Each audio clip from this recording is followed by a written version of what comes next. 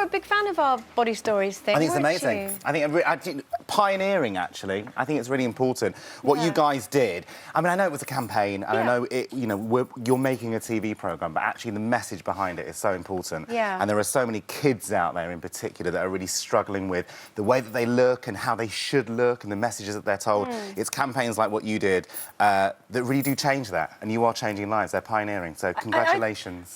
Thank you. And I think what's lovely is we kind of since doing it, have had a taste of what your life must be like, because people stopping us in the street, saying thank you, saying they feel more confident in getting their Doesn't scars that feel out. amazing? And it does. Doesn't it feel incredible? Does. Amazing. Yeah, that must have been your whole life, really, in the past 15 years or so. People thanking you for what you've done. Do you know, it's bizarre, because when we first started making How to Look Good Naked back in 2006, I had no idea at all that I was going to be so passionate about giving people body confidence or self-esteem. It kind of just happened organically. I was a fashion stylist. I dealt with clothes, never really with bodies. Yeah. And it wasn't until I started making that programme, which is I talk about in the show, actually, started making this the programme, that I suddenly realised, oh, my God, I'm one of those contributors. I'm one of the women that are on the show. I've had the same body hang-ups. I've had the same body hatred. I know exactly how terrifying a reflection can be.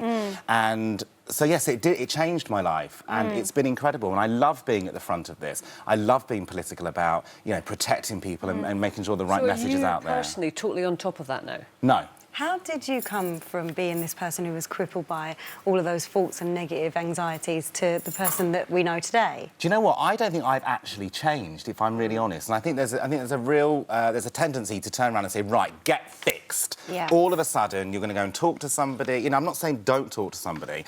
You know, you've got to do everything in the process of getting fixed. But I'm a true believer, for me anyway, and this is subjective, is that I will never be fixed. And I take such refuge in the idea that actually I can live with all of my demons. I can live with my eating disorders, I can live with my obsessive-compulsive behaviour, I can live with my anxieties, all the stuff that I talk about in the stage show.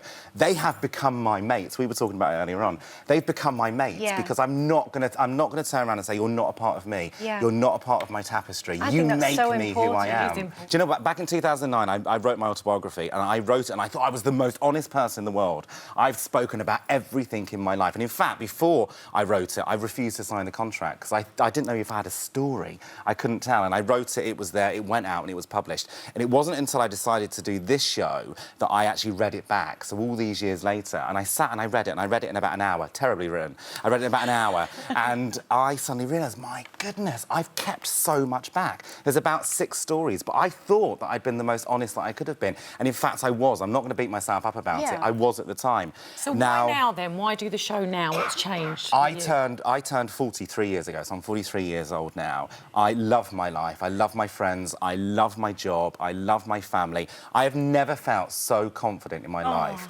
And I now am ready to tell those stories. And it's odd, because you have so many big circumstances that happen in your life. A career change, getting married, having children.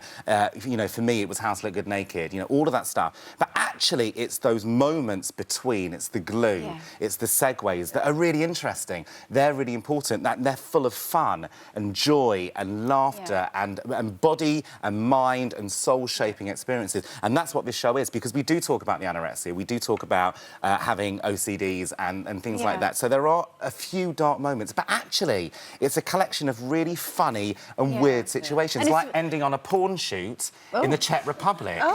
Which I'm not going to say anymore. Come and see the show.